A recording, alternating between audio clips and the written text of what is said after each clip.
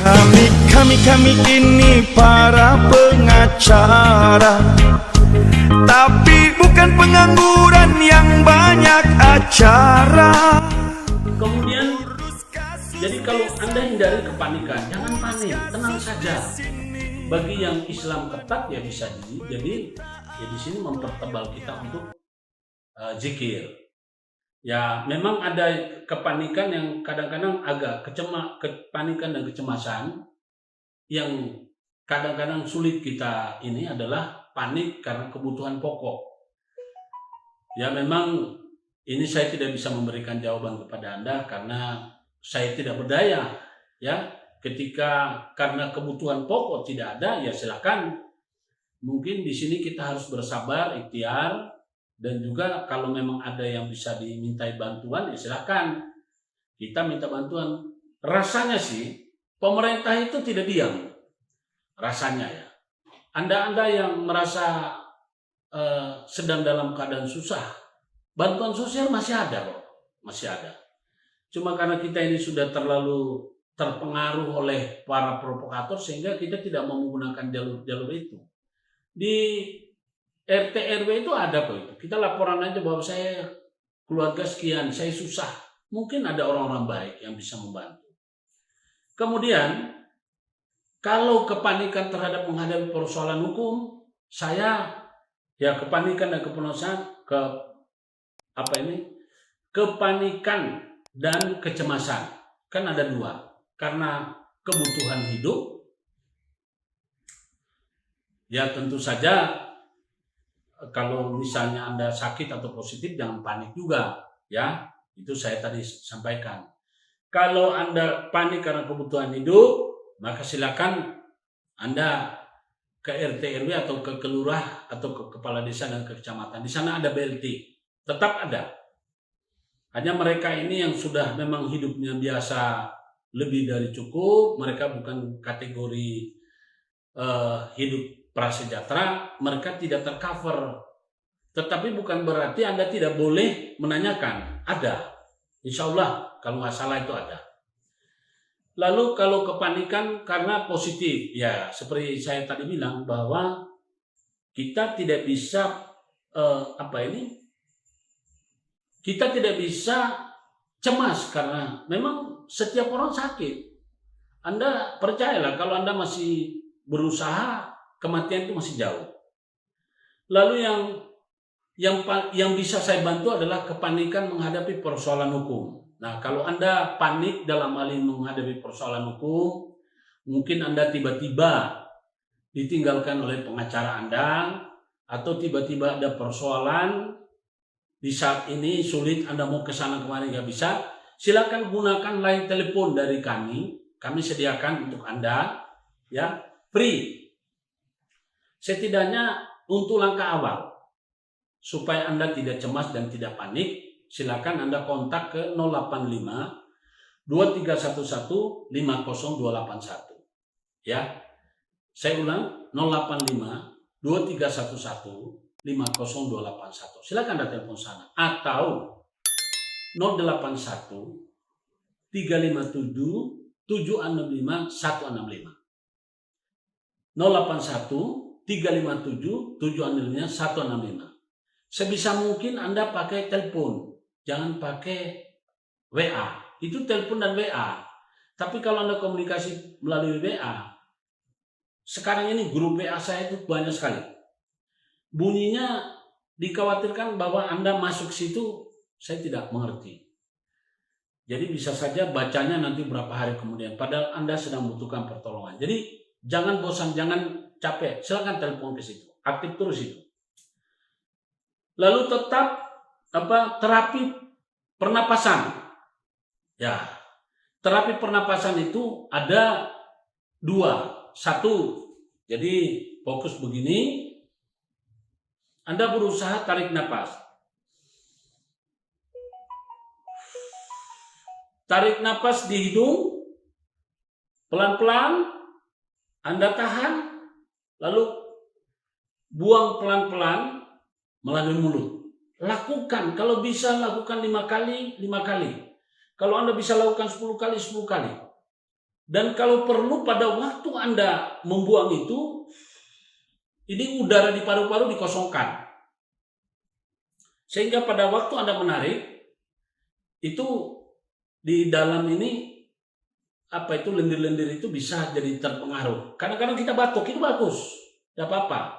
Ya, lakukan itu. Itu terapi pernapasan. Atau kedua, terapi pernapasan menggunakan tisu. Ya, tisu ini perhatikan, tisu dilipat kecil-kecil. Ya, ini dilipat. Setelah kecil ini, kemudian Anda lalu lipat begini. Ya, ini tisu sudah seperti ini. Lalu kasih minyak kayu putih. Ini terapi pernapasan. Ya. Kemudian ini masukkan di hidung.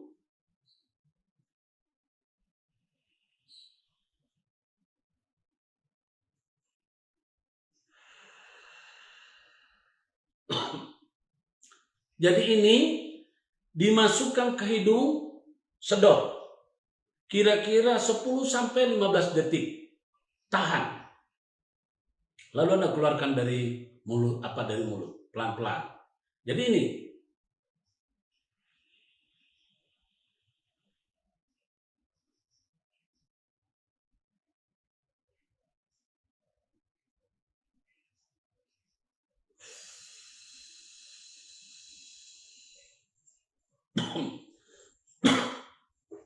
Batuk gak apa-apa, itu justru bagus. Jangan sampai gak batuk. Itu terapi pernapasan. Lalu menghirup uap air panas. Jadi sekarang banyak ada di video-video yang saya sudah kirim, itu pengalaman orang. Bahkan Hotman Paris sendiri menggunakan panci atau cerek. Ya, ini dituangkan ke cerek itu, lalu dia pasang hidungnya. Jadi pada waktu masuk itu uap panas di hidung, lalu dia buang. Itulah yang dipakai Cina sama India, sehingga mereka itu virusnya cepat berlalu. Lalu apa? Jangan lupa, kita juga bisa mengkonsumsi yang namanya apa? Bawang putih. Nih, bawang putih. Dikupas, lalu dikunyah. Ini bawang putih. Jadi menurut orang-orang, memakan bawang putih itu cukup bagus. Ya. Lalu yang ke-6, berjemur pagi. Ya. Kira-kira jam 7 atau jam 7 sampai jam 10. Itu, ya. Oke?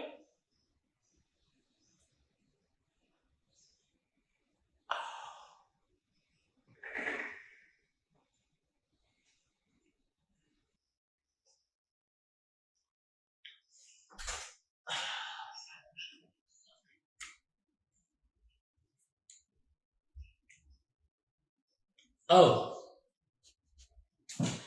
itu bawang putih. Jadi, saudara,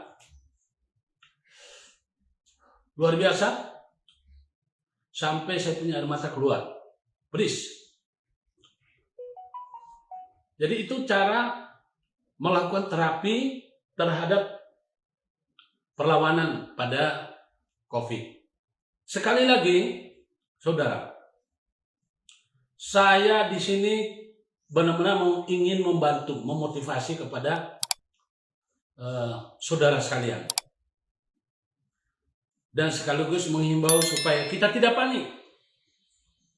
Karena sebetulnya virus itu meskipun tidak ada corona, ada selalu virus. Ya. Justru dengan adanya virus ini, kita bisa belajar. Belajar itu menjaga kesehatan. Mudah-mudahan sehabis virus ini kita menjadi terbiasa menjadi bangsa yang bersih. Selalu mementingkan kesehatan. Please. Bawang putih ini, ya. Jadi Anda kunyah, halus, telan. Ya, ini saya telan sampai keluar air mata. Oke, saudara. Ingat, Kantor Proteksi Perlindungan Hukum Mahkamah Kebenaran hadir untuk selalu menyapa Anda. Hari ini saya lebih siang,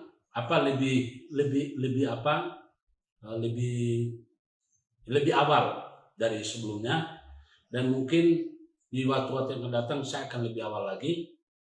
Mari kita tetap jaga prokes, mendukung setiap langkah yang dianjurkan oleh pemerintah serta para pemerhati COVID. Kita jangan egois. Saudara, seperti yang saya sampaikan tadi bahwa banyak sekali ustadz kambuhan yang memprovokasi masyarakat. Mereka itu tidak berpikir. Kalau persoalan sakit dan mati, memang semua orang sakit dan mati. Tapi yang jadi persoalan, COVID ini kalau terkena kepada seseorang, bukan dia saja yang akan mengalami rasa sakit. Tapi seluruh anggota keluarga, bahkan orang yang pernah dijumpai itu dikejar untuk dilakukan karantina. Nah, perlu Anda tahu, karantina itu lebih kejam daripada di sel tahanan kepolisian. Kalau tahanan kepolisian masih enak, bisa dijenguk, apalagi penjara. Tapi kalau orang karantina nggak boleh dijenguk, ya. Ada kerabat saya, kerabat istri ipar daripada istri saya, yaitu stres karena dia masuk ke rumah sakit itu tadinya negatif COVID, itu mau operasi ginjal. Ternyata setelah masuk waktu setelah malam pertama, langsung diberitahu keluarganya, jangan ditungguin, sekarang dilarang ditungguin. Nah, orang ini rentan terhadap stres. Dari itu kemudian tidak ditungguin. Akhirnya apa? Benar-benar dia stres. Karena dia jadi nggak jadi operasi, malah divonis bahwa sudah positif corona. Jadi sekali lagi mohon, ya, supaya kita ini lebih mengerti bahwa virus COVID corona ini bukan hanya berdampak pada orang yang sakit, tapi ada keluarganya. Dia harus dilakukan namanya karantina, isolasi. Jadi tolong, Anda jangan aneh-aneh menganjurkan orang untuk menolak pemberlakuan pembatasan kegiatan masyarakat. Jadi jangan terlalu sok. Anda kalau masuk surga, para ustadz itu Anda masuk surga nggak mungkin ngajak orang lain. Kalau Anda menasihati dengan baik, amal ibadah Anda, justru Anda akan masuk ke surga. Tapi orang lain tidak bisa Anda ajak. Ya, mau ajaran bagaimanapun kalau orang itu tetap punya dosa ya nggak bisa. Dan ingat, ya, sholat itu bukan menurut keterangan yang saya pernah yang membuat orang masuk surga bukan sholat, tapi perilaku orang itu. Memang sholat itu adalah itu yang pertama ditanyakan, tapi bukan itu yang menjadi penyebab orang masuk surga. Karena sholat itu hanyalah untuk memperbaiki kepribadian orang itu. Jadi sekali lagi saya mengimbau kepada kaum